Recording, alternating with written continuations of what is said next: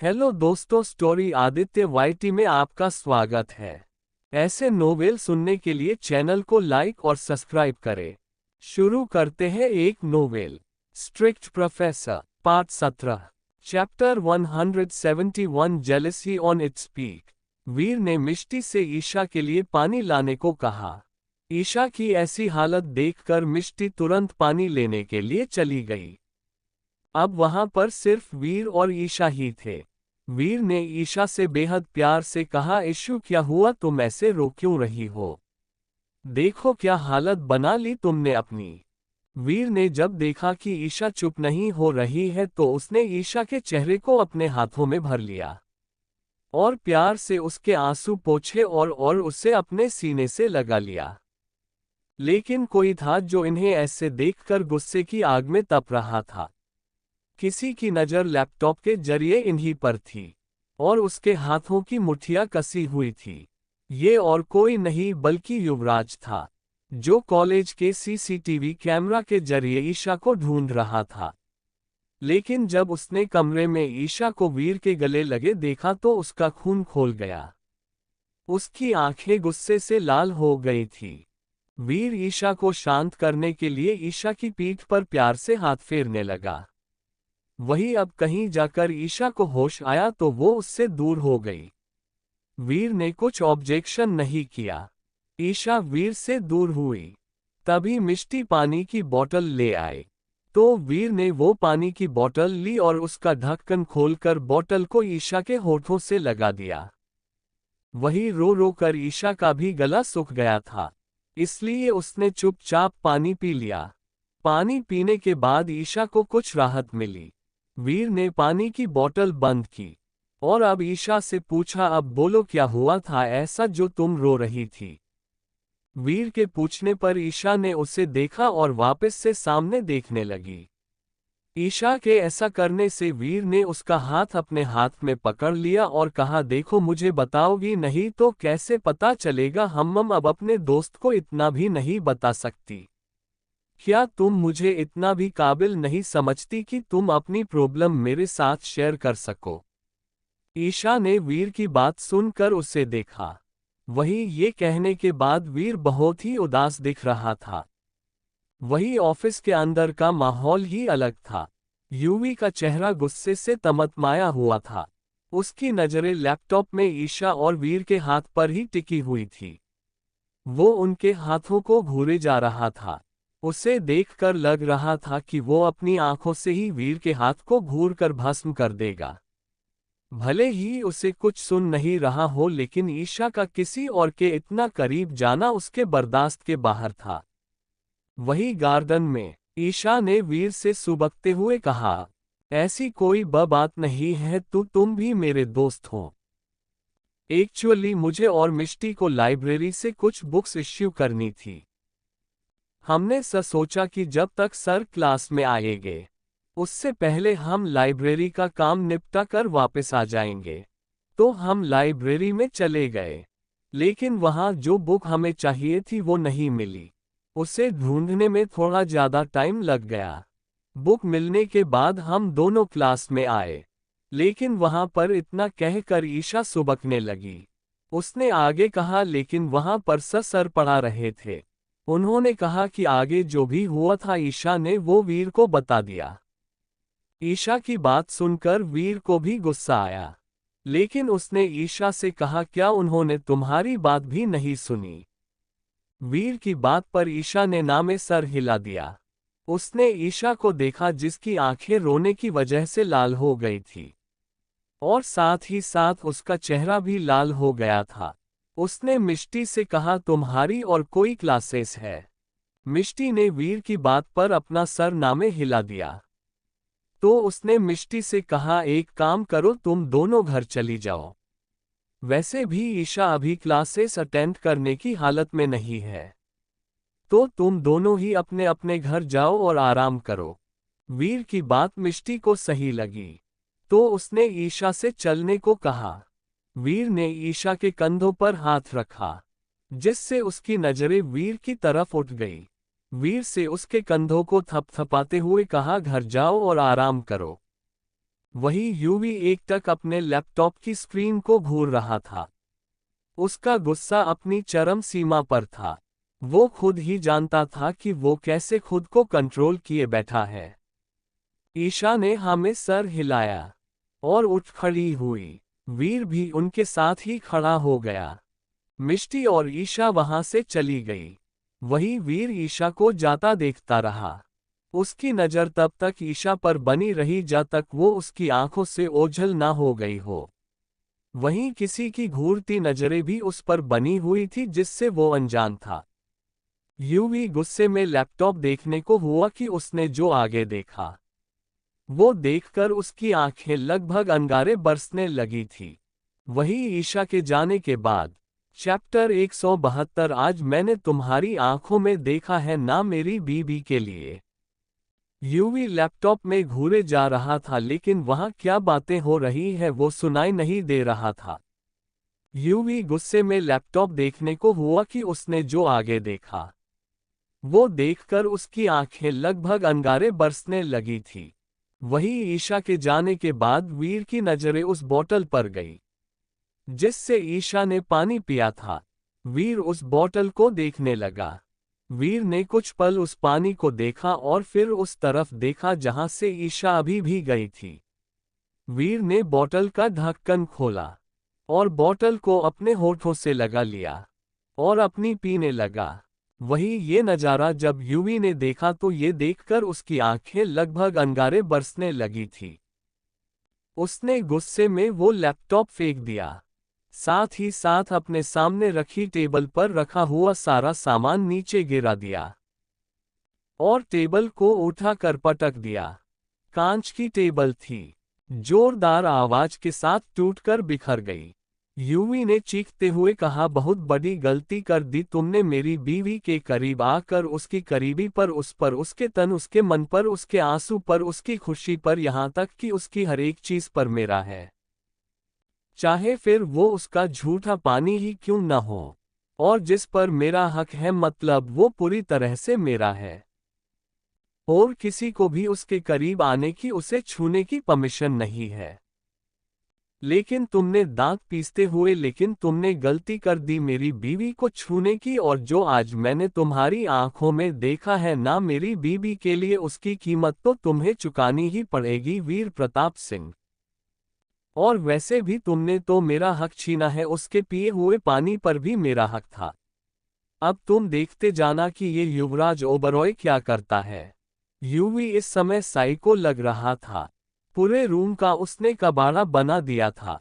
जो केबिन अभी थोड़ी देर पहले लग्जरी चीज से भरा हुआ, सुंदर और व्यवस्थित था, अभी भी केबिन किसी कबाखाने से कम नहीं लग रहा था। उसने एक फोन किया। अगले ही पल पियून वहां पर मौजूद था। यूवी ने उससे सब साफ करने को कहा और वो अपने केबिन से बाहर निकल गया। उसका मन तो अब यहाँ रहने का नहीं था, लेकिन उसका लेक्चर था, इसलिए वो क्लास में चला गया।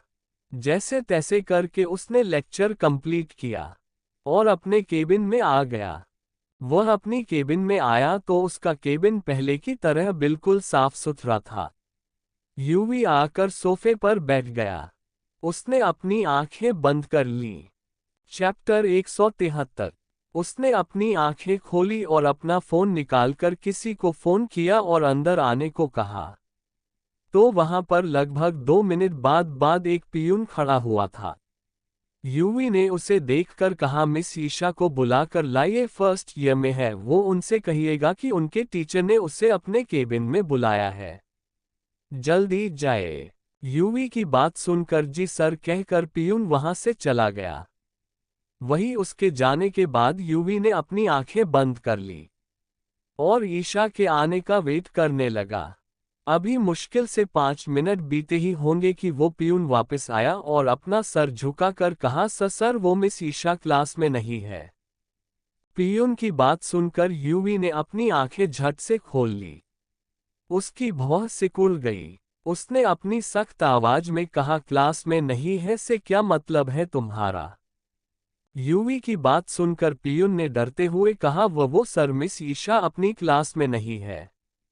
जब मैंने बाकी बच्चों से पूछा तो उनमें से एक ने कहा कि वो अपने घर चली गई है।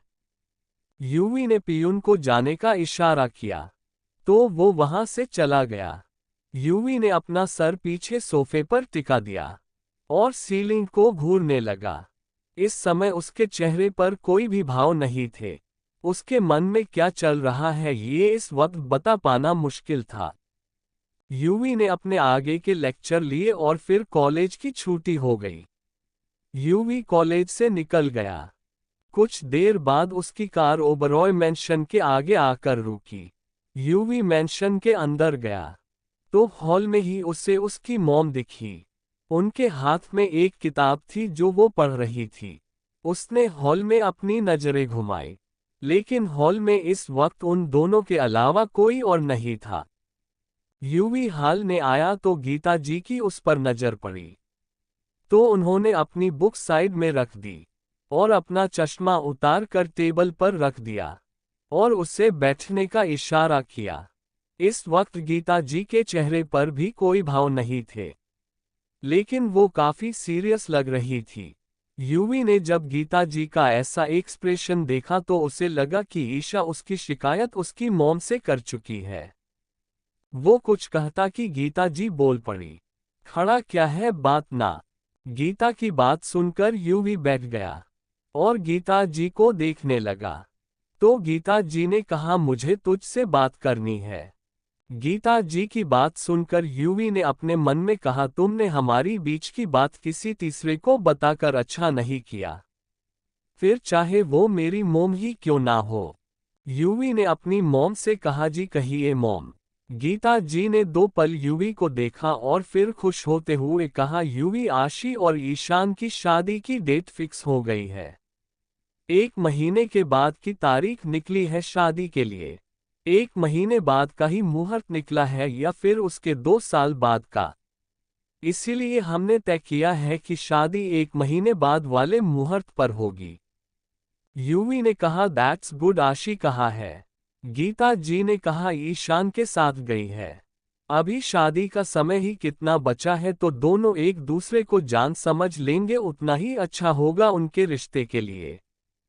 गीता जी की बात सुनकर यूवी ने बस हमम कहा और फिर चारों तरफ देखते हुए गीता जी से कहा, ईशा कहाँ है? यूवी की बात को समझकर गीता जी ने कहा, अपने कमरे में है, आराम कर रही है। सुबह उसकी तबीयत ठीक नहीं थी। सुबह सर में दर्द बता रही थी। इसीलिए यूवी ने जब ये सुना तो उसके माथे पर सिलवटें पड़ गई। वो उठने का हुआ कि गीता जी ने कहा, और आज तो कॉलेज से जल्दी आ गई थी। मैंने पूछा तो कहा कि उसकी बस एक ही क्लास थी आज, इसीलिए घर आ गई। मैंने उसे आराम करने को कहा तो वो अपने कमरे में चली गई। यूवी, एक काम करोगे? यूवी ने कहा, जी मॉम। गीता जी ने कहा, मैं इशू के रूम में गई थी लेकिन तब वो सो रही थी, लेकिन शायद अब वो उठ गई हो, इसीलिए मैं तुम दोनों के लिए खाना भिजवाती हूँ। उसे खाना खिला देना और खुद भी खा लेना। यूवी ने हाँ में सर हिलाया और ऊपर की तरफ चला गया। जाते हुए उसने अपने मन में कहा, मैं भी क्या सोच रहा था, अगर वो चाहती तो बता सकती थी, लेकिन उसने ऐसा नहीं किया और मैं पता नहीं क्या क्या सोच रहा था। यूवी अपने कमरे के सामने पहुंचा। उसने धीरे से दरवाजा खोला और अंदर आ गया।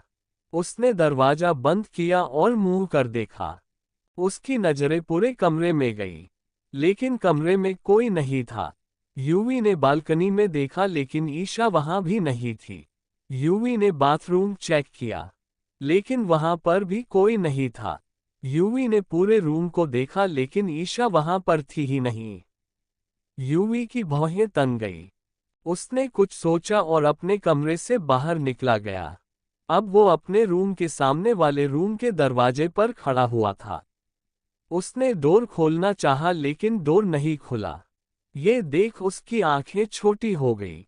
अब तो उसे पूरा यकीन हो गया कि ईशा इसी रूम में है। वो वापस अपने कमरे में गया और 2 मिनट बाद वापस आया। अब उसके हाथ में एक स्पेयर की था। यूवी ने चाबी से दरवाजा खोला और धीरे से अंदर चला गया। अंदर पहुंचकर उसकी नजरें बेड पर गई जहां पर ईशा सो रही थी। यूवी धीरे धीरे बेड के करीब बढ़ने लगा। ईशा बेड पर सो रही थी। यूवी धीरे से चलकर बेड के पास आया और ईशा के पास बैठ गया और ईशा का चेहरा देखने लगा। यूवी गौर से ईशा का चेहरा देख रहा था, जो मुरझाया हुआ था। उसके गालों पर आंसुओं के निशान थे, जो कि सूख चुके थे। यूवी ने अपना हाथ आगे बढ़ाया और अपनी उंगलियों से ईशा के चेहरे को छूने लगा। उसने ईशा को धीरे से अपनी गोद में उठाया और उस कमरे से निकल गया और अपने कमरे में पहुंचा। उसने ईशा को धीरे से अपने बेड पर लिटाया और ब्लैंकेट से कवर कर दिया। उसने ईशा को देखा और उसके पास उसके बगल में बैठ गया और ईशा के चेहरे को प्यार से सहलाने लगा।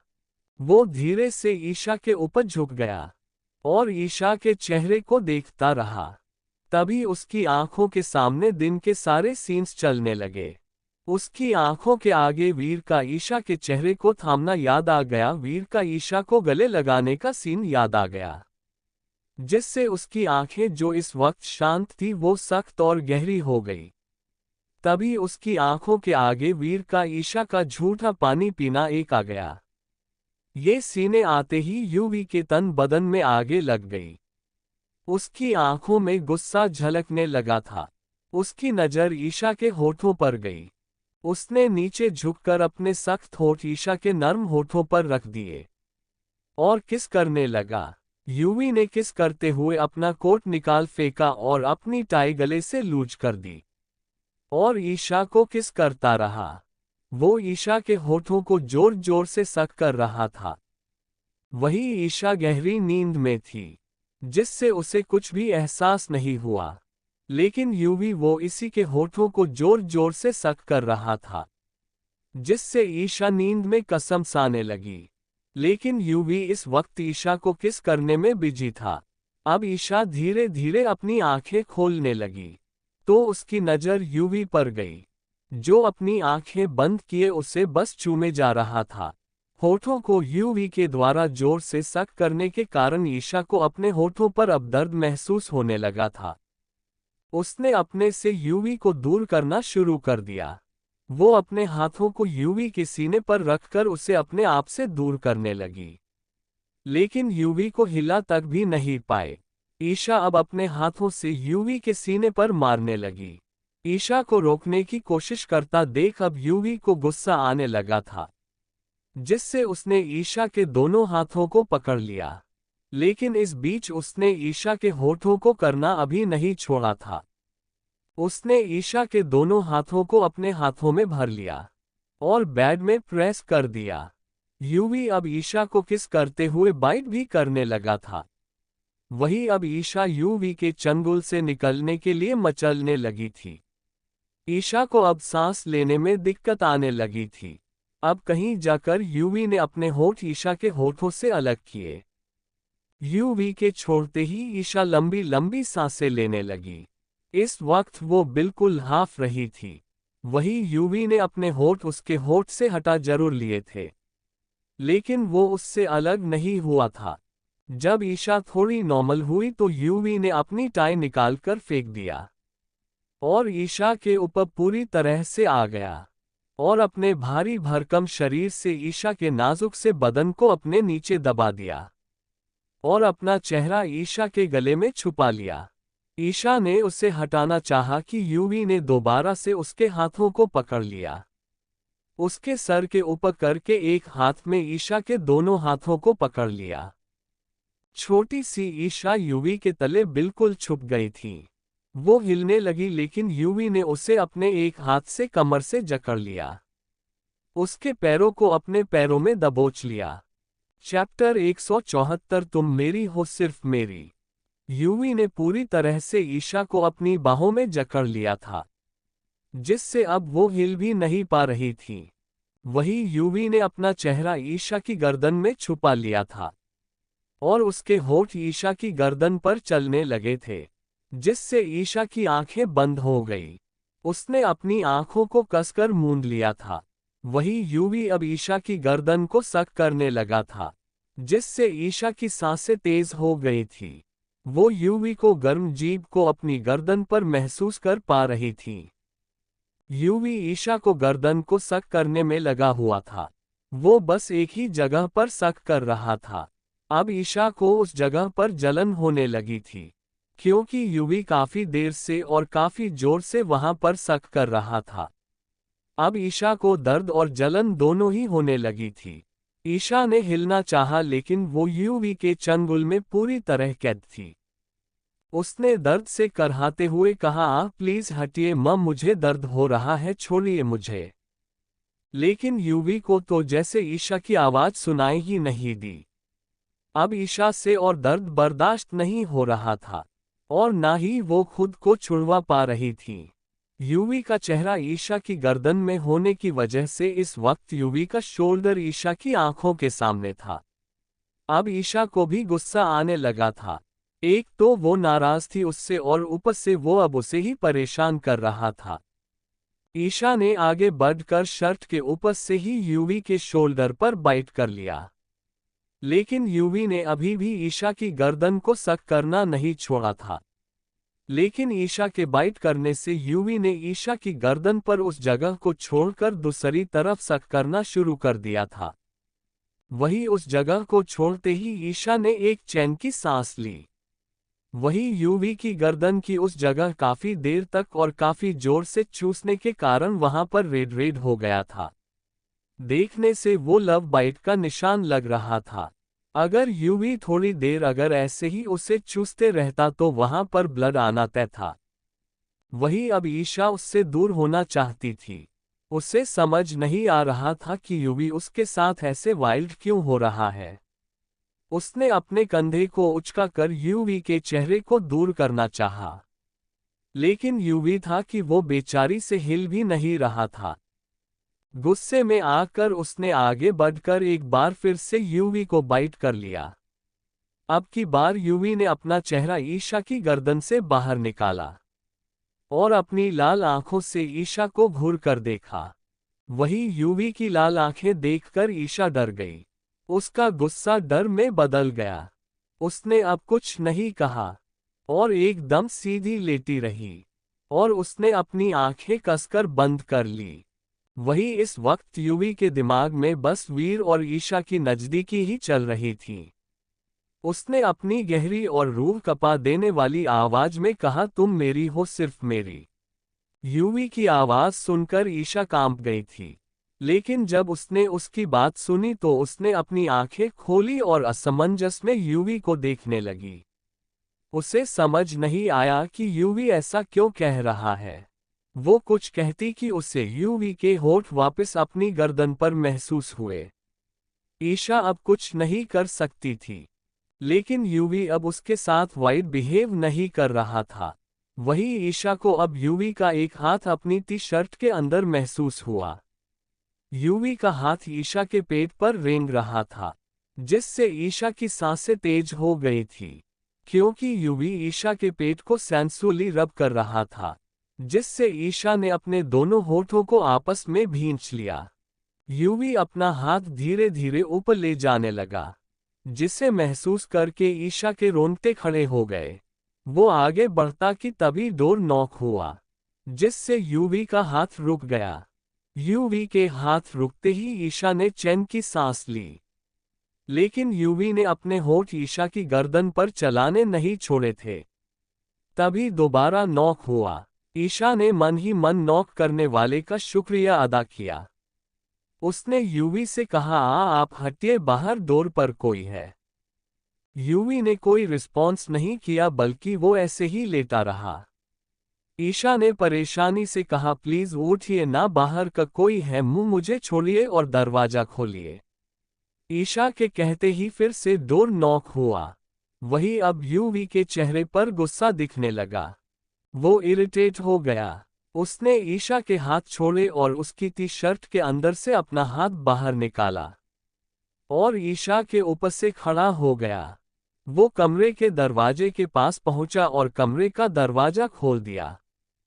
वही यूवी के उठते ही ईशा ने चैन की सांस ली। इतनी ही देर में उसका पूरा बदन दुखने लगा था। वो बेड पर बैठ गई और अपना मुंह फुला लिया। उसने अपना चेहरा अपने घुटनों में छुपा लिया। आखिर वो यूवी से नाराज थी और वो उसे मनाने की बजाय उससे ही परेशान कर रहा था। वही यूवी ने जब दरवाजा खोला तो बाहर एक सर्वेंट अपना सर झुकाए खड़ा था। उस सर्वेंट के माथे पर पसीना चमक रहा था और उसके हाथ इस वक्त कांप रहे थे। उसके हाथों में एक खाने की ट्रे थी। उस सर्वेंट के चेहरे पर डर साफ दिख रहा था। उस सर्वेंट को अपने मालिक की घूरती हुई आंखों का ताप अपने ऊपर बखूबी महसूस हो रहा था, जिस वजह से वो सर्वेंट डर से कांप रहा था। यूवी ने उसे ऐसे खड़े देखकर अपने दांत पीसते हुए कहा, अब कुछ बोलेंगे या फिर यहाँ खड़े रहने के लिए ही इतनी देर से दरवाजा बजाए जा रहे थे तुम? उसका मूड खराब हो गया था इस वक्त और ऊपर से उस सर्वेंट को चुपचाप खड़े देखकर यूवी को और गुस्सा आ गया और उसने उस सर्वेंट पर गुस्सा कर दिया। यूवी की बात सुनकर और उसे गुस्सा करते देखकर वो सर्वेंट काफी डर गया। उसने घबराते हुए कहा, सर वो बड़ी मैडम ने आपके लिए और बहू रानी के लिए खाना भेजा है। सर्वेंट के बोलते ही यूवी की नज़र उसके हाथों में मौजूद खाने की ट्रे पर गई। उसने उस सर्वेंट के हाथों से ट्रे ली और उससे वहां से जाने को कहा। यूवी के ये कहते ही वो सर्वेंट ऐसे गायब हो गया जैसे गधे के सर से सिंग। यूवी ने दरवाजा बंद किया और खाने की ट्रे को टेबल पर रखा और बेड के पास आ गया, जहां पर ईशा अपना सर अपने घुटनों में छुपाए बैठी थी। उसने ईशा के पास पहुंचकर ईशा के बेहद पास बैठते हुए कहा, चलो खाना आ गया है, खाना खा लो। यूवी की बात का ईशा ने कोई रेस्पॉन्ड नहीं दिया, तो यूवी ने एक गहरी सांस ली और उससे फिर से कहा, मैंने कहा खाना खाओ वरना वो ठंडा हो जाएगा। अब की बार ईशा ने बिना अपना मुंह उठाए हुए ही कहा, मुझे नहीं खाना। ईशा की बात सुनकर यूवी ने उसे घूरा, लेकिन ईशा ये देख नहीं सकती थी क्योंकि उसने तो अपना मुंह छुपाया हुआ था। यूवी ने ईशा के पैरों को पकड़ा और एकदम से खींच लिया, जिससे ईशा पूरी तरह एक ही बार में बेड पर लेट गई। उसकी आंखें हैरानी से बड़ी बड़ी हो गई। उसे कुछ समझ नहीं आया कि उसके साथ क्या हो गया, क्योंकि यूवी उसके ऊपर आ गया था और उसका हाथ उसकी टी शर्ट के अंदर था। यूवी ने ईशा के पेट को सहलाते हुए उसके ऊपर उसके चेहरे के पास झुककर कहा, तुम्हें खाना नहीं खाना, मुझे भी नहीं खाना, तो चलो हम अपना बचा हुआ रोमांस कंटिन्यू करते हैं। इतना कहकर वो उसके होठों पर अपने होठ रखता कि ईशा ने हड़बड़ाते हुए कहा, नहीं नहीं मां, मुझे भूख लगी है, बहुत भूख लगी है। ईशा को ऐसे हड़बड़ाते देख यूवी ने मन ही मन एक डेविल स्माइल की और कहा, लेकिन अब मेरा मूड नहीं है। इतना कहकर उसने ईशा के होठों को स्मूच किया। ईशा ने यूवी के सीने पर हाथ रखकर उसे दूर रखते हुए कहा, अम्मा मुझे सच में भूख लगी है, मुझे खाना खाना है। इतना कहकर उसने रोने जैसा चेहरा बना लिया। वही यूवी ने कहा, सच में भूख लगी है। ईशा ने झट से अपना सर हाँ में हिला दिया। यूवी अब ईशा के ऊपर से खड़ा हो गया और टेबल की तरफ जाते हुए कहा, ठीक है अब जल्दी आओ और अपना खाना खाओ। यूवी के हटते ही ईशा खड़ी हो गई और यूवी को देखकर अपना मुंह बनाते हुए उसे घूरकर देखते हुए अपने मन में कहा, हो खड़ूस कहीं के। ईशा टेबल के पास गई। वो सोफे पर बैठती कि यूवी ने उसका हाथ पकड़कर उसे अपनी तरफ खींच लिया। ईशा इस एक्शन के लिए तैयार नहीं थी। वो यूवी की गोद में जा गिरी। ईशा के गिरते ही यूवी ने उसे उसकी कमर से पकड़कर अच्छे से बिठा लिया। ईशा उठने लगी कि यूवी ने उसे वैसे ही पकड़ा रखा और उठने नहीं दिया, लेकिन ईशा भी बार बार उठने की कोशिश करती रही। ईशा को इतनी मेहनत करता देख यूवी ने कहा, चुपचाप यहीं बैठी रहो मेरी गोद में। ईशा ने चिढ़ते हुए कहा, बिल्कुल नहीं। ईशा की बात पर यूवी ने उसे घूर कर देखा तो उसने हकलाते हुए कहा, मेरा मतलब है कि मैं उठने का की कोशिश नहीं करूंगी। इतना कहकर वो चुपचाप एक अच्छी बच्ची की तरह यूवी की गोद में बैठ गई। यूवी ने अपने दोनों हाथ ईशा के पेट पर रख दिए और अपना चेहरा ईशा के कंधों पर रख दिया। ईशा ने उसे घूर कर देखा तो यूवी ने उसे देखकर अपनी एक भौं उठाई। तो ईशा सकपका गई और सामने देखने लगी। चैप्टर 175 ईशा का रूठना और यूवी का मनाना। यूवी ने ईशा से कहा, सामने खाना रखा है, अब मुझे अपने हाथों से खिलाओ। ईशा, जिसकी नज़र अपने सामने रखे खाने को देखकर ललचा गई थी। यूवी की बात सुनकर उसका चेहरा देखने लायक था। खाने को देखकर उसकी भूख 2 गुना बढ़ गई थी, लेकिन अब क्या कर सकती थी। तभी यूवी की आवाज़ दोबारा उसके कानों में पड़ी, देख क्या रही हो, मुझे खाना खिलाओ। ईशा ने अपना मुंह फूला लिया और चम्मच उठाकर उसमें खाना भरा और यूवी के होठों के पास कर दिया। यूवी ने अपना मुंह खोल दिया और खाना खा लिया। ऐसे ही ईशा ने दोबारा से चम्मच भरा और यूवी के मुंह के पास कर दिया, जिससे उसने खा लिया। यूवी चुपचाप ईशा के हाथों से खाना खा रहा था। उसने 1-2 चम्मच खाना ही खाया होगा कि यूवी ने वो चम्मच ईशा के मुंह के आगे कर दी, जिसे ईशा ने यूवी के होठों के पास किया था। ईशा उसे नासमझी में देखने लगी, तो यूवी ने इशारे से उसे खाना खाने को कहा। ईशा ने ज्यादा नखरे नहीं किए, क्योंकि उसे भूख लग रही थी। उसने चुपचाप खाना खा लिया। ऐसे ही ईशा ने खुद भी खाना खाया और यूवी को भी खिलाया। खाना खाने के बाद ईशा उसकी गोद से उठने लगी कि यूवी ने उसे फिर से बिठा लिया, जिससे अब ईशा चिढ़ गई और मन ही मन यूवी को कोसने लगी। यूवी ने अब सीरियस एक्सप्रेशन के साथ कहा, तुम कॉलेज से जल्दी घर क्यों आ गई थी? यूवी की बात सुनकर ईशा को भी कॉलेज में हुआ वो याद आ गया, जिससे उसने यूवी की बातों का कोई जवाब नहीं दिया। ईशा को चुप देखकर यूवी ने दोबारा से उससे पूछा, मैंने कुछ पूछा है तुमसे, तुम कॉलेज से जल्दी घर क्यों आ गई थी? ईशा ने धीरे से कहा, क्योंकि हमारी और कोई क्लास नहीं थी। ईशा की बात सुनकर यूवी ने वैसे ही सीरियस एक्सप्रेशन के साथ कहा, क्या तुमने घर आने से पहले मुझे बताया कि तुम घर जा रही हो? यूवी की बात सुनकर ईशा ने ना में सर हिला दिया। तो यूवी ने हल्के गुस्से से कहा, तुम घर आ गई थी और मैं वहां बेवकूफों की तरह तुम्हारी राह देख रहा था।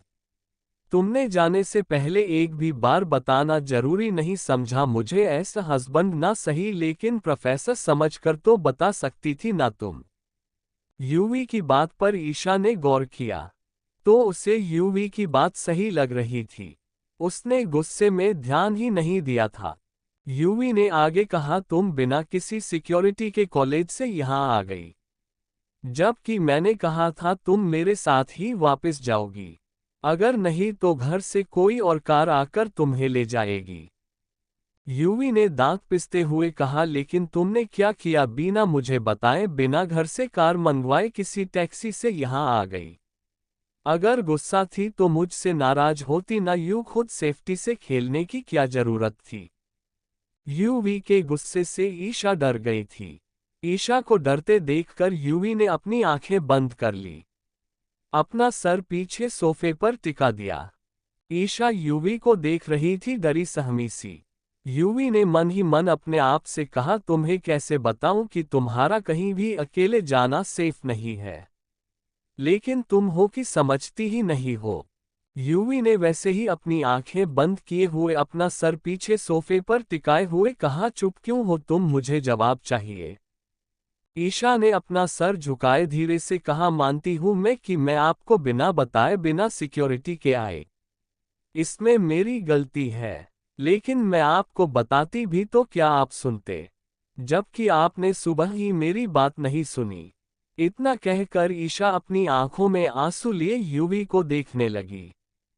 ईशा की बात सुनकर यूवी ने अपनी आंखें खोली और ईशा को देखने लगा। ईशा ने जब यूवी को अपनी ओर देखते हुए पाया तो उसने अपनी नजरें फेर ली और कहा, आपने तो बस सीधा मुझे डांट दिया, अपना गुस्सा मुझ पर निकाल दिया। जबकि आपने मेरी पूरी बात भी नहीं सुनी। इतना कहते कहते उसकी आंखों से आंसू लुढ़क आए थे। यूवी ने अपना हाथ आगे बढ़ाया और उसके आंसुओं की पोंछता कि ईशा ने उसका हाथ झटक दिया। ईशा ने सुबकते हुए कहा, मैंने आपको बताना चाहती थी कि मैं और मिशी कहाँ गए थे, लेकिन अपने नहीं सुनी हमारी बात और डांट दिया हमें। मुझे और मिष्टी को लाइब्रेरी से कुछ बुक्स इश्यू करानी थी। हमने सोचा कि जब तक आप क्लास में आएंगे उससे पहले हम लाइब्रेरी का काम निपटा कर वापस आ जाएंगे। तो हम लाइब्रेरी में चले गए, लेकिन वहाँ जो बुक हमें चाहिए थी वो नहीं मिली। उसे ढूंढने में थोड़ा ज़्यादा टाइम लग गया। बुक मिलने के बाद हम दोनों क्लास में आए, लेकिन वहाँ पर आपने हमारी बात नहीं सुनी और हमें डांट दिया और क्लास में नहीं आने दिया।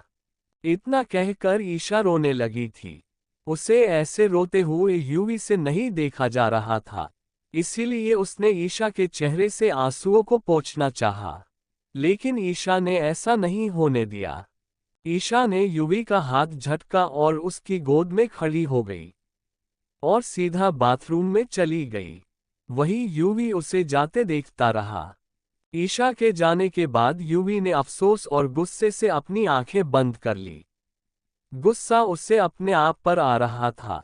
अगर उस वक्त वो अपने डर और गुस्से को काबू में कर लेता तो आज ईशा उसकी वजह से ऐसे रो नहीं रही होती। यूवी खड़ा हुआ और बाथरूम के पास पहुंचा।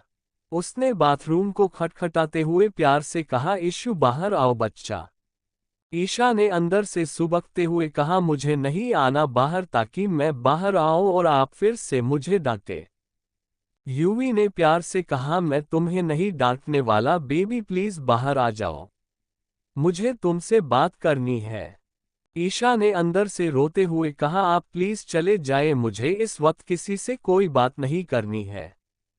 यूवी ने ईशा को बाहर बुलाने की काफी कोशिश की, लेकिन ईशा तो जैसे जिद करके बैठी थी कि वो बाहर नहीं आएगी। तो यूवी परेशान हो गया। उसने कुछ सोचा और एक फ्लावर पॉट लिया और उसे ऊपर से नीचे गिरा दिया, जिससे एक तेज आवाज के साथ वो टूट गया और साथ ही साथ यूवी भी दर्द भरी आवाज में चिल्लाया। यूवी की ऐसी आवाज सुनकर ईशा डर गई कि कहीं यूवी को कुछ हुआ तो नहीं, और वैसे भी कुछ गिरने की आवाज तो उसने सुनी भी थी।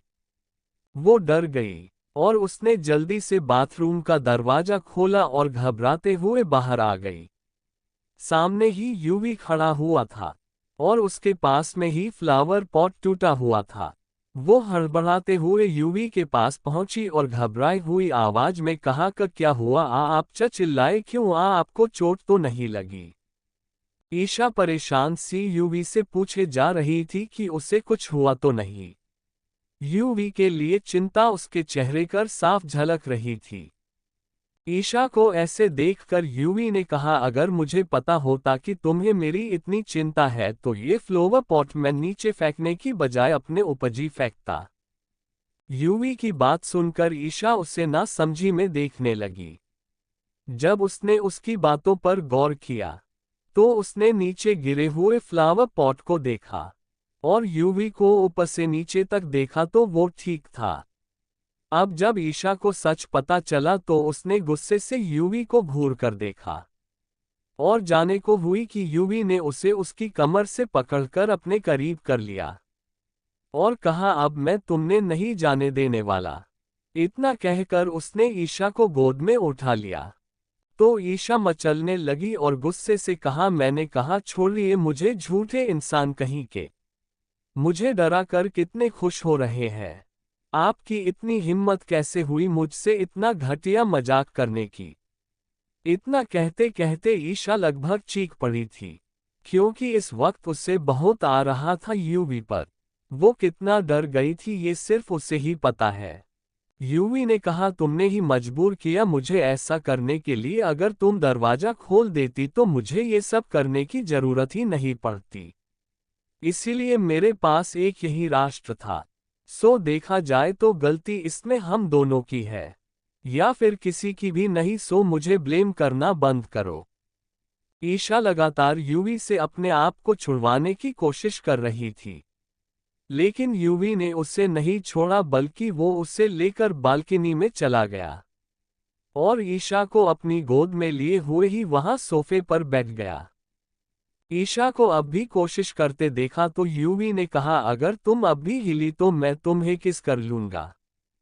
ये सुनना था कि ईशा ने हिलना डुलना बंद कर दिया तो यूवी ने उसके सर को अपने सीने पर रख लिया और उसके बालों में अपने हाथ चलाने लगा और कहा, मुझे पता है रोने के बाद तुम्हें नींद आती है, इसलिए सो जाओ।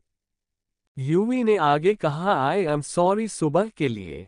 यूवी की बात सुनकर ईशा का मुंह बन गया, लेकिन उसने अपनी आंखें भी बंद कर ली थी क्योंकि यूवी उसके बालों में अपने हाथ चला रहा था, जिससे उसे आराम मिल रहा था।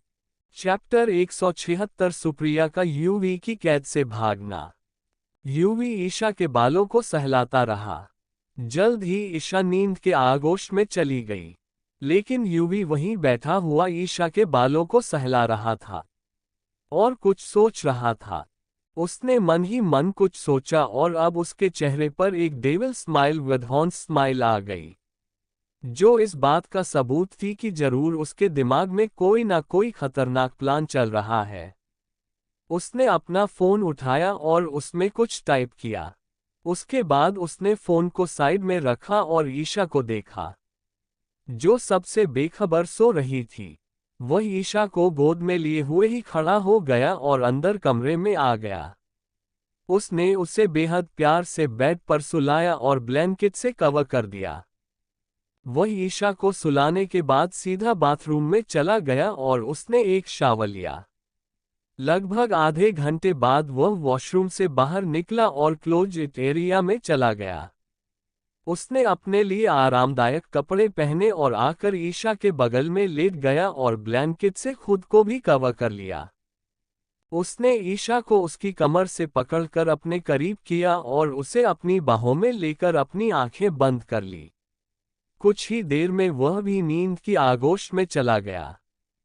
लगभग 2 घंटे बाद यूवी का कमरा। यूवी और ईशा दोनों एक दूसरे की बाहों में सुकून से सो रहे थे कि तभी युवराज का फोन बजा। फोन बजने के 1-2 सेकंड बाद ही युवराज की आंखें खुल गई। उसने ईशा को देखा जो सो रही थी। उसने उसे एक नज़र देखकर अपने फोन को देखा, जो कि बजा जा रहा था। उसने जल्दी से फोन उठाया और अपने कान से लगा लिया। फोन की दूसरी तरफ मौजूद शख्स ने कहा, सर सुप्रिया हमारी कैद से भाग गई है। वही उस शख्स की बात सुनकर यूवी के चेहरे पर गुस्सा आने की बजाय एक डेविल स्माइल आ गई। उसने बस हम कहकर फोन रख दिया। यूवी ने अपना फोन साइड में रखा और ईशा के पास लेट गया।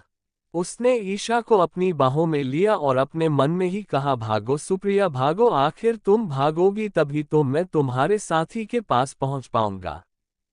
एक बार, बस एक बार तुम्हारे साथी का पता चल जाए, फिर उसके बाद ना तुम जिंदा रहोगी और ना ही तुम्हारा साथी।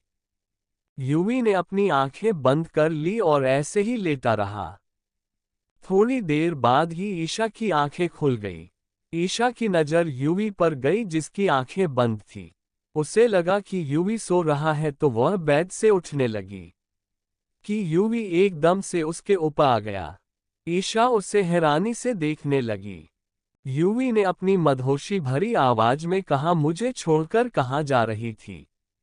ईशा ने हकलाते हुए कहा, कहीं नहीं मुंह, मुझे लगा आप सो रहे हैं। ईशा की बात पर यूवी ने उसकी नोज से अपनी नोज टच करते हुए कहा, मैं तुम्हारी तरह सिर्फ सोते नहीं रहता समझी। इतना कहकर यूवी हंसने लगा। यूवी की बात सुनकर ईशा ने अपना मुंह बना लिया। अगली सुबह यूवी और ईशा दोनों तैयार होकर कॉलेज के लिए निकल गए थे। ईशा अपनी क्लास में तो वहीं यूवी अपने केबिन में चला गया। सबसे पहला लेक्चर यूवी का आता था, तो यूवी ईशा की क्लास में अपना लेक्चर लेने के लिए आ गया था। ईशा, मिष्टी और स्वाति तीनों ही अपनी अपनी सीट पर बैठी हुई थी। यूवी ने क्लास में आकर ईशा को एक नज़र देखा और पढ़ना शुरू कर दिया। वहीं ईशा की नज़र पूरी क्लास में गई, जहां पर लड़कियों का ध्यान पढ़ाई में कम और यूवी पर ज्यादा था। ये देखकर ईशा उन लड़कियों को घूरने लगी। ईशा को ऐसे देखकर मिष्टी और स्वाति किसी तरह अपनी हंसी रोक हुई थी। ईशा का चेहरा जलन के मारे लाल हो चुका था, क्योंकि उसे बाकी लड़कियों पर गुस्सा आ रहा था जो यूवी को सरेआम ताड़ रही थी। मिष्टी ने ईशा के मजे लेते हुए धीरे से कहा, उन्हें घूरना बंद कर इशू, अब इसमें उन लड़कियों की भी कोई गलती नहीं है। आखिर जीजू है ही इतने हैंडसम कि वो लड़कियां उन्हें ताड़ने से रह नहीं पाती। इतना कहकर मिष्टी अपना मुंह दबाकर हंसने लगी। तो ईशा ने उसे घूर कर देखा और कहा, आज मुझे तेरी बातों पर यकीन हो रहा है। मिष्टी ने कहा, कौन सी बात पर? ईशा ने अफसोस से कहा, यही कि पति इतना हैंडसम नहीं होना चाहिए कि बीवी जलन के मारे ही मर जाए। ईशा की बात सुनकर मिष्टी की हंसी छूट गई, जिससे सबका ध्यान मिष्टी की तरफ चला गया। यूवी भी मिष्टी को घूरने लगा। मिष्टी सकपका गई। यूवी ने उसे देखकर सीरियस लहजे में कहा, कोई जोक चल रहा है जो आप हंस रही है? हमें भी बता दीजिए, हम भी हंस लेंगे। यूवी की बात सुनकर मिष्टी को सिटी पिटी गुल हो गई। उसने खड़े होते हुए कहा, सॉरी जीजू आससर। मिष्टी ने यूवी को जीजू कहा, जिसे सुनकर ईशा को आंखें बड़ी बड़ी हो गई। उसने मिष्टी के पैर पर अपना पेट मारा, जिससे मिष्टी को चीख निकल गई। वहीं मिष्टी की बात यूवी के कानों में भी पड़ चुकी थी, जिससे वो खांसने लगा। इन सब के बीच किसी का भी ध्यान मिष्टी के कहे गए जीजू शब्द पर नहीं गया। ये देखकर ईशा ने चैन की सांस ली। मिष्टी ने अपने पैर के दर्द को बर्दाश्त करते हुए मुश्किल से कहा, सॉरी सर। यूवी भी ने उससे बैठने का इशारा किया और चुपचाप पढ़ने लगा। मिष्टी बैठ गई तो ईशा ने उसे घूर कर देखा, तो मिष्टी बेचारी ब्लैक बोर्ड की तरफ देखने लगी। किसी तरह ये लेक्चर पूरा हुआ और यूवी ईशा को देखता हुआ बाहर निकल गया। वही अब यूवी के जाते ही ईशा ने एक मुक्का मिष्टी की पीठ में जड़ दिया, जिससे मिष्टी को लगी तो नहीं, लेकिन उसने एक्टिंग करते हुए कहा, हाय मम्मी, तोड़ दी मेरी कमर, भरी जवानी में मेरी कमर तोड़ दी इस पागल लड़की ने। अपने लिए पागल सुनकर ईशा ने उसे एक और मुक्का जमा दिया। आगे वो कुछ करती कि उससे पहले ही एक प्रोफेसर उनकी क्लास में आ गई, जिनका सेकेंड लेक्चर था ईशा की क्लास में, जिससे अब दोनों ही शांत होकर बैठ गई। ऐसे ही उनके 2 बैक टू बैक लेक्चर और हुए और फिर ब्रेक हो गया, जिससे अब तीनों ही कैंटीन जाने के लिए निकल गई। ईशा ने चलते हुए कहा, तुझे क्या हुआ है यार स्वाति, तू आजकल कुछ ज्यादा ही चुप चुप रहती है। ईशा की बात का स्वाति ने कोई जवाब नहीं दिया, क्योंकि उसका ध्यान तो ईशा की बातों पर था ही नहीं। स्वाति को ऐसे देखकर मिष्टी और ईशा ने एक दूसरे को देखा और ईशा ने स्वाति के कंधे पर हाथ रखा, जिससे स्वाति अपने ख्यालों से बाहर आई और ईशा को देखने लगी। ईशा ने उसे देखकर कहा, कहाँ खोई हुई है सबू, मैं कब से तुझे नोटिस कर रही हूँ कि तू यहाँ होकर भी नहीं है। हम तुझसे बात कर रहे हैं और तेरा ध्यान हमारी बातों पर है भी नहीं। अब तक वो तीनों कैंटीन में आ गई थीं। तीनों ही एक टेबल पर जाकर बैठ गई। ईशा की बात सुनकर स्वाति ने कहा, कुछ नहीं हुआ है, बस ऐसे ही। स्वाति की बात पर मिष्टी ने कहा, अब हम इतने पराए हैं क्या जो तुम हमें सच भी नहीं बताना चाहती, अपनी प्रॉब्लम हमें नहीं बताना चाहती? मिष्टी की बात सुनकर स्वाति ने उसे डांटते हुए कहा, कैसी बातें कर रही मिशी, मैंने कभी तुम लोगों को पराया नहीं समझा। स्वाति की बात सुनकर ईशा ने कहा, अगर ऐसा है तो बता हमें तेरी प्रॉब्लम की, तू क्यों परेशान है? तो फिर हम दोनों मिलकर तुम्हारी प्रॉब्लम का समाधान ढूंढेंगे। ईशा की बात सुनकर स्वाति चुप हो गई। कुछ देर बाद स्वाति ने कहा, एक्चुअली घर पर कुछ भी ठीक नहीं है। स्वाति की बात ईशा और मिष्टी दोनों के कोई नहीं समझी, तो उन्होंने कहा, मतलब? स्वाति ने एक लंबी सांस ली और बताने लगी, मतलब ये कि डैड की तबीयत आजकल खराब रहती है। इसीलिए वो ऑफिस भी नहीं जा पाते, जिस वजह से अब घर खर्च चलाने की जिम्मेदारी मम्मी के ऊपर आ गई है। वो भी काम करती है लेकिन उसकी कमाई भी घर खर्च चलाने के लिए सफिशिएंट नहीं है। इसीलिए मैंने सोचा कि क्यों ना मैं कोई पार्ट टाइम जॉब कर लूं। इससे काफी मदद मिलेगी मम्मी को। इसीलिए मैंने पार्ट टाइम जॉब ढूंढी, लेकिन मुझे कोई अच्छी जॉब नहीं मिली। मिष्टी ने बीच में कहा, अच्छी जॉब नहीं मिली मतलब? स्वाति ने कहा, मतलब कि मैंने जॉब ढूंढी थी लेकिन एक जॉब मुझे बार में मिली जो कि मैं नहीं कर सकती थी, और एक जॉब मुझे एक कैफे में मिली। कैफे में जॉब पर मैं एक हफ्ते ही गई थी कि मैंने छोड़ दिया उस जॉब को। ईशा ने कहा, क्यों? स्वाति ने कहा, क्योंकि वहां पर ज्यादातर लड़के आते थे जिन्होंने कई बार मेरे साथ बदतमीजी करने की कोशिश की। इसीलिए मैं वो जॉब ज्यादा दिन कंटिन्यू नहीं रख पाए। ईशा ने हल्के गुस्से से कहा, तेरे साथ इतना कुछ हो गया और तूने मुझे बताना भी जरूरी नहीं समझा। ईशा की बात पर स्वाति ने मायूसी से कहा, मैं तुझे अपनी प्रॉब्लम बताकर तेरी खुशियां भंग नहीं करना चाहती थी। तेरी खुद की शादी थी और तू इतनी बिजी थी कि मैं तुझे नहीं बता पाए। ईशा ने स्वाति की बात सुनकर कहा, चाहे मैं कितनी ही बिजी होती लेकिन तेरे लिए मेरे पास टाइम ही टाइम था, समझी। टेबल पर सन्नाटा छा गया। चैप्टर 177, ईशा की कार का पीछा। मिष्टी ने कहा, तो अब तुम क्यों परेशान हो? स्वाति ने कहा, क्योंकि मैंने अब किसी कंपनी में इंटरव्यू देने का सोचा। कोई भी छोटी मोटी पोस्ट के लिए। मैंने 3 जगह इंटरव्यू दिया था, लेकिन 2 इंटरव्यू में मैं रिजेक्ट हो चुकी हूँ। अब पता नहीं उस तीसरे इंटरव्यू का क्या होगा। अगर उसमें भी मैं रिजेक्ट हो गई तो मैं मम्मी की हेल्प कैसे कर पाऊंगी? बस यही सब सोचकर परेशान हूँ। स्वाति की बात सुनकर ईशा ने कहा, तुम परेशान मत हो, देखना तुम इस इंटरव्यू में जरूर सिलेक्ट होगी। स्वाति ने कहा, अगर ऐसा हुआ ना तो मुझे बहुत खुशी होगी। तीनों ही बैठकर आपस में बात कर रही थी। उन तीनों ने कैंटीन से खाना ऑर्डर किया और खाना खाया। उन्होंने खाने का पेमेंट किया कि तभी उनका ब्रेक खत्म हो गया। तीनों ही उठकर अब क्लासरूम में आ गई, और ऐसे ही उन तीनों ने अपने लेक्चर अटेंड किए। जल्द ही उनकी क्लासेस खत्म हो गई और तीनों ही अपने अपने घर जाने के लिए निकल गई। वही ईशा पार्किंग में पहुंची थी कि उसकी नज़र एक कार पर गई, जहां पर ओबरॉय फैमिली का ड्राइवर खड़ा हुआ था। शायद वो ईशा को ही लेने आया था, क्योंकि यूवी को इस वक्त कॉलेज में काम था, जिस वजह से वो वहां पर रुका हुआ था। उसने मैसेज करके ईशा को पहले ही बता दिया था कि उसे ड्राइवर लेने आ रहा है। ईशा जाकर उस कार में बैठ गई। वो ड्राइवर भी कार में बैठा और उनकी कार कॉलेज से निकल गई। कॉलेज से निकलते ही एक ब्लैक कलर की कार ईशा की कार को फॉलो कर रही थी, जिस पर ईशा ने ध्यान नहीं दिया, क्योंकि ईशा अपने फोन में बिजी थी।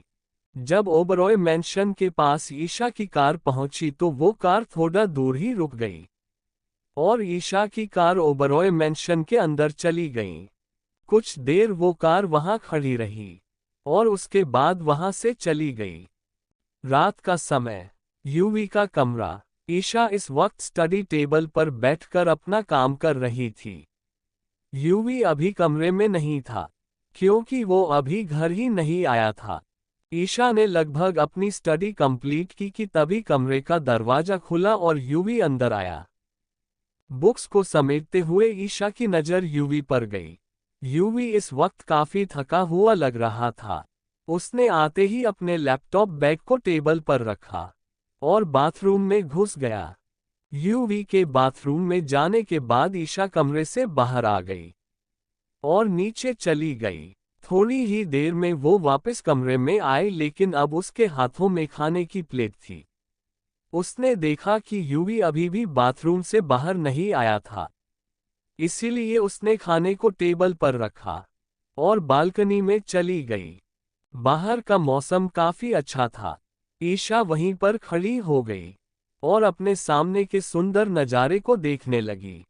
अभी उसे यहाँ आए कुछ देर ही हुए होंगे कि उसे अपने पेट पर किसी के हाथ महसूस हुए, जिससे एक पल को तो वो हड़बड़ा गई, लेकिन यूवी के टच को पहचान कर वो अब शांत हो गई। यूवी ने उसे पीछे से अपनी बाहों में भरा हुआ था और उसके हाथ ईशा के पेट पर थे और वो खुद ईशा पर झुका हुआ था। ईशा ने अपना सर घुमाकर यूवी को देखा, जिसकी आंखें फिलहाल बंद थी। ये देखकर ईशा ने अपना चेहरा आगे कर लिया और सामने देखने लगी। कुछ देर वो ऐसे ही खड़े रहे। यूवी ने अपनी आंखें खोली और मैंशन से दूर अंधेरे में खड़ी एक कार को देखा। उसे देखकर यूवी के होठों पर तिरछी स्माइल आ गई। उसने ईशा को अपनी तरफ घुमाया तो ईशा उसे देखने लगी। यूवी ने ईशा को देखा और आगे झुककर ईशा के होठों पर अपने होठ रख दिए। यूवी ईशा को किस करने लगा और किस करते हुए ईशा को कमर से पकड़कर अपने बेहद करीब कर लिया। ईशा ने अपनी आंखें बंद कर ली। यूवी ने अपनी आंखें खोली और तिरछी नजरों से उस कार को देखने लगा। ये वही कार थी जो कॉलेज से आते वक्त ईशा का पीछा कर रही थी। यूवी ईशा को और भी पैशनेट किस करने लगा। ईशा के हाथ अपने आप यूवी के गले के आजू बाजू में चले गए। यूवी ईशा को फ्रेंच किस करने लगा। उसने किस करते हुए ईशा को अपनी गोद में उठा लिया और बालकनी से अंदर कमरे में आ गया और पैर से बालकनी का दरवाजा बंद कर दिया, जो कि कांच का था। यूवी ईशा को गोद में लिए हुए पलट गया और अपनी आंखें खोलकर उस मिरर गेट से बाहर उस कार को देखने लगा। बाहर की साइड देखने से कुछ भी अंदर का नहीं दिखता था, लेकिन अंदर से बाहर का सब दिखता था उस मिरर गेट से। Chapter 178 romance. उस गेट से बाहर की साइड देखने से कुछ भी अंदर का नहीं दिखता था, लेकिन अंदर से बाहर का सब दिखता था उस मिरर गेट से। यूवी के अंदर जाते ही वो कार भी वहां से निकल गई, लेकिन उसकी स्पीड काफी तेज थी। उसे जाते देखकर यूवी की आंखों में शैतानी चमक थी। वो बेड की तरफ चला गया और ईशा को किस करते हुए बेड पर लेटा दिया और खुद भी उसके ऊपर आ गया। यूवी की किस इतनी इंटेंस हो चुकी थी कि अब ईशा को सांस लेने में दिक्कत आने लगी थी। उसने अपनी आंखें खोली और उसे हटाने की कोशिश की, जिसे महसूस करके यूवी ने उसके होठों को छोड़ा और उसकी गर्दन पर अपने होठ रखकर चूमने लगा, जिससे ईशा की आंखें बंद हो गई और वो यूवी की इंटेंस किस की वजह से हांफने लगी थी। यूवी ईशा की गर्दन को अपने मुंह में लेकर सक करने लगा और साथ ही साथ ईशा की कमर को सहलाते रहा और ईशा की लंबी सांसें लेने की वजह से उसका सीना ऊपर नीचे हो रहा था, जो यूवी को अपने सीने पर फील हो रहा था, जिससे यूवी को गर्मी लगने लगी थी।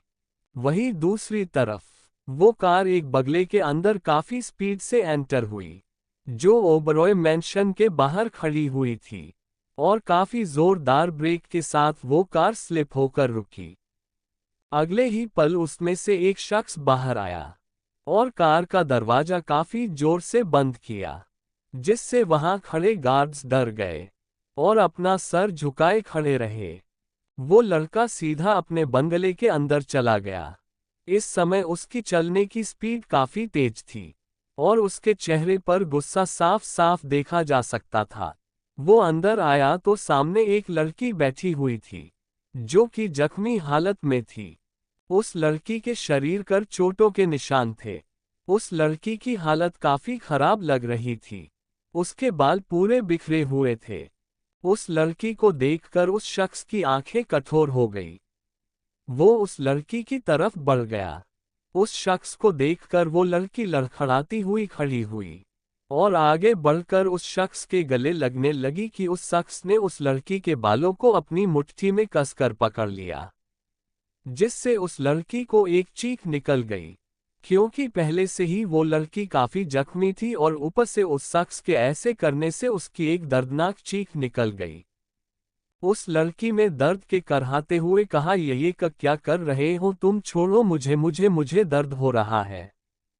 उस लड़की की बात सुन उस लड़के ने अपने दांत पीसते हुए कहा, तुम्हें दर्द हो रहा है? हाँ, चिल्लाए हुए, मुझे भी दर्द हो रहा है, यहाँ अपने दिल की तरफ उंगली रखते हुए कहा। चैप्टर 179। उसने तुम्हारी इसी बकवास काबिलियत को टक्कर तो क्या रौंद दिया है? उस लड़के ने चिल्लाते हुए कहा, आज जब मैंने उसे उस युवराज ओबरॉय के जितने पास देखा है ना, यहाँ दिल पर उंगली रखकर यहाँ पर दर्द हो रहा है। और मुझे इतना गुस्सा आ रहा है कि मन करता है उस युवराज ओबरॉय का खून कर दूं। और तुमसे एक काम भी ढंग से नहीं होता, किसी काम की नहीं हो तुम। उस शख्स ने उस लड़की के बालों को अपनी मुट्ठी में कस रखा था। उस लड़की की बात सुनकर उस लड़की ने कहा, देखो वरुण, तुम भूल रहे हो मैं कौन हूं, सो बिहेव योरसेल्फ। उस लड़की की बात सुनकर उस शख्स ने यानी वरुण ने उस लड़की की आंखों में आंखें डालकर अपने दांत पीसते हुए कहा, मैं भूल रहा हूं कि कौन हो तुम। हाँ, तुम वो हो जो इतने महीनों किसी की कैद में रह कर आए हो, जहां पर उसे टॉर्चर किया जाता था रोज नए नए तरीकों से। कुछ नहीं हो तुम, अगर कुछ होती ना तो उस युवराज ओबरॉय की कैद से तुम कब का छूट कर आ चुकी होती। समझी तुम सुप्रिया, या फिर तुम कैद ही नहीं हुई होती। ये लड़की जो जख्मी हालत में है ये और कोई नहीं बल्कि सुप्रिया है, जो यूवी की कैद से छूटकर अपने क्राइम पार्टनर के यहाँ पर पहुंची है। या फिर ये कहे कि यूवी ने उसे वहां से भागने दिया, लेकिन ऐसे कि उसे भी पता नहीं चला। वही उस शख्स ने यानी वरुण ने सुप्रिया को पीछे की तरफ धक्का दे दिया, जिससे वो पीछे सोफे पर गिर गई। लेकिन तब भी उसकी चीख निकल गई, क्योंकि वो पहले से ही काफी जख्मी थी। अब उस लड़की को भी गुस्सा आ गया था। उसने वरुण को देखते हुए गुस्से में कहा, तुम्हें क्या टाइगर की कैद से निकलना या भागना आसान लगता है? लेकिन फिर भी मैं यहाँ आए ना वहां से भाग कर, क्योंकि मुझमें इतनी काबिलियत है कि मैं टाइगर को टक्कर दे सकती हूँ। और तुम मेरी काबिलियत पर शक कर रहे हो। सुप्रिया की बात सुनकर वरुण जोर जोर से हंसने लगा, जिसे सुप्रिया ना समझी में उसे देखने लगी। अचानक से वरुण ने हंसना बंद किया और सुप्रिया को गुस्से से देखते हुए अपनी ठंडी आवाज में कहा, आज तक का कितना लेम जोक मारा है तुमने, काबिलियत और वो भी टाइगर को टक्कर देने की। इतना कहकर वो फिर से हंसने लगा।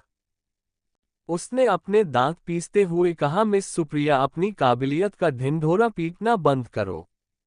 तुम्हें क्या लगता है तुम उसकी कैद से भाग कर आए हो? लेकिन सच तो ये है कि उसने तुम्हें जानबूझकर भागने दिया, ताकि वो तुम्हारे जरिए मुझ तक पहुंच चुके। और उसने तुम्हारी इसी बकवास काबिलियत को टक्कर तो क्या रौंद दिया है, जिसके बारे में तुम्हें खुद भी पता नहीं चला। उसने तुम्हें भागने दिया ताकि तुम वहां से भागकर यहां मेरे पास आओ, और वो तुम्हारे जरिए मुझ तक पहुंच जाए। बेवकूफ सुप्रिया, वरुण ने एक फ्लावर पॉट को नीचे फेंकने हुए कहा। वही वरुण की बात सुनकर सुप्रिया को सब कुछ समझ आया, और वो टाइगर यानी युवराज ओबरॉय द्वारा बेवकूफ बन गई ये जानकर उसे अब अपनी बेवकूफी पर गुस्सा आया। वरुण ने अपने बालों में हाथ डालते हुए फ्रस्ट्रेट होते हुए कहा, और तुम वहां से सीधा यहां आ गई बेवकूफों की तरह, और इसके बारे में तुमने मुझे बताना या मुझसे पूछना भी जरूरी नहीं समझा। अब तक तो उसे तुम्हारी लोकेशन पता भी चल गई होगी कि तुम यहां आए हो। सुप्रिया ने वरुण की बात सुनकर परेशान होते हुए कहा, अब हम क्या करेंगे? अगर उसे तुम्हारे बारे में पता चल गया तो हमारा प्लान फ्लॉप हो जाएगा। वरुण ने कुछ सोचते हुए कहा, चाहे वो मेरी लोकेशन क्यों ना पता लगा ले, लेकिन फिर भी वो मुझ तक नहीं पहुंच पाएगा। ये कहते वक्त उसके चेहरे पर शैतानी एक्सप्रेशन आ गए। उसे ऐसे देखकर सुप्रिया ने कहा, ऐसा क्या करने वाले हो तुम? सुप्रिया की बात का वरुण ने कोई जवाब नहीं दिया, और वही सामने की वॉल पर लगी एक बेहद खूबसूरत तस्वीर के पास जाकर खड़ा हो गया, और उस तस्वीर पर अपने हाथ फेरने लगा। वही खुद को इग्नोर होता देख सुप्रिया को गुस्सा आ गया। लेकिन जब उसने वरुण को उस तस्वीर के पास देखा तो उसने अपने दांत पीस लिए। और अपने मन ही मन अगर उस दिन वो टाइगर बीच में नहीं आता तो मैं तुम्हारा अब तक काम तमाम कर चुकी होती ईशा, लेकिन तुम कुछ ज्यादा ही अच्छी किस्मत लेकर पैदा हुई हो, जो तुम्हारे लिए अंडरवर्ल्ड के 2 डॉन लड़ रहे हैं। लेकिन चिंता मत करो, तुम्हारी यही अच्छी किस्मत बुरी किस्मत में बदलने वाली है। और तुम्हारी बुरी किस्मत मैं लिखूंगी अपने हाथों से, जिसके बारे में तुम्हारे इन दोनों यूवी और वरुण आशिकों को कानों कान खबर तक नहीं लगेगी। सुप्रिया के चेहरे पर इस वक्त बेहद गुस्सा था, और वो एक टक सामन लगी बड़ी सी तस्वीर जो कि ईशा की थी, उसे गुस्से से घूर रही थी। सुप्रिया ने अपने मन में कहा, जब जब वरुण का तुम्हारे लिए पागलपन देखती हूं तो तुम्हें जान से मारने का पागलपन मुझ पर सवार होता है। शायद ये बात वरुण भी जान चुका था, इसीलिए तो इसने कई बार तुम्हें मुझसे बचाया है। लेकिन डोंट वरी, क्योंकि अब जो मैं करूंगी तुम्हें बचाने के लिए कोई नहीं आएगा। सुप्रिया का चेहरा गुस्से से लाल हो चुका था। वहीं दूसरी तरफ यूवी बेड पर करवट लिए हुए लेटा था, और उसने अपने चेहरे को अपनी हथेली पर रखा हुआ था, और अपनी कोहनी को बेड पर टिका रखा था, और वो ऐसे ही लेटे हुए अपने पास सो रही ईशा को देख रहा था। वो कभी उसके गालों को टच करता तो कभी उसकी बंद आंखों की पलकों को, कभी उसके लिप्स को तो कभी उसके ईयर लॉब को, जिससे ईशा नींद में कुनमुना जाती। ये देखकर यूवी को बड़ा मजा आ रहा था। चैप्टर 180 महानुभाव ईशा। यूवी सोती हुई ईशा को इरिटेट कर रहा था। तभी उसके फोन पर एक मैसेज टोन बजा। यूवी का ध्यान फोन पर चला गया। यूवी ने फोन उठाकर मैसेज चेक किया तो उस पर मैसेज लिखा हुआ था, sir we have got the locations of both. आगे क्या करना है सर? मैसेज पढ़कर यूवी के चेहरे पर एक शरीर मुस्कान आ गई। उसने मैसेज में टाइप किया, right now you don't have to do anything, wait for my next message. उधर से ओके सर का रिप्लाई आया। यूवी ने फोन रखा और अब सीधा लेट गया। अपने हाथों को अपने सर के नीचे रख दिया और एक टक सीलिंग को देखने लगा। उसे सीलिंग को देखते हुए अभी मुश्किल से 10 मिनट ही बीते होंगे कि उसे अपने ऊपर कुछ फील हुआ, जिसे महसूस करके उसने अपना सर नीचे करके देखा तो उसके चेहरे पर मुस्कान आ गई। ईशा ने अपने हाथों को यूवी के पेट के इर्द गिर्द लपेट दिया था और उसके सीने पर अपना सर रखा हुआ था। अपने पैरों को यूवी के पैरों पर रख रखा था। वो ऐसे सोई हुई थी जैसे वो अपने टेडी बियर के साथ सो रही हो। यूवी ने मुस्कुराकर उसे अपनी बाहों में भर लिया और शिद्दत से उसका माथा चूम लिया और अपनी आंखें बंद कर ली। थोड़ी ही देर में वो नींद के आगोश में चला गया। अगली सुबह आशी और ईशान की शादी में अब कम ही समय बचा था, इसीलिए दोनों ही फैमिली अपनी अपनी तैयारियों को करने में जुट गई थी। शादी की तैयारियां, शॉपिंग, ज्वेलरी शुरू हो गई थी। सब अपने अपने कामों में बिजी थे। ईशा और यूवी दोनों ही तैयार होकर अपने कॉलेज के लिए निकल गए थे। दोनों ही कॉलेज में जाकर अपनी अपनी जगह, यानी यूवी अपने केबिन में और ईशा अपनी क्लास में जा चुके थे। कुछ देर बाद यूवी क्लासेस में लेक्चर देने के लिए आया और पढ़ाना शुरू कर दिया। जब लगभग लेक्चर खत्म होने में 5 मिनट थे तो उसने एक अनाउंसमेंट की कि उनके सेकेंड सेमेस्टर के एग्जाम शुरू होने वाले हैं। जल्द ही उन्हें डेट शीट प्रोवाइड करा दी जाएगी। यूवी अनाउंसमेंट करके जा चुका था।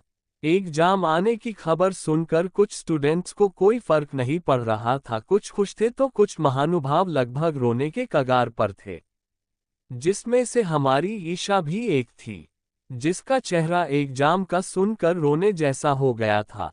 Thank you. आपको नोवेल कैसा लगा कमेंट करें और चैनल को सब्सक्राइब करें। लाइक और शेयर करना न भूलें।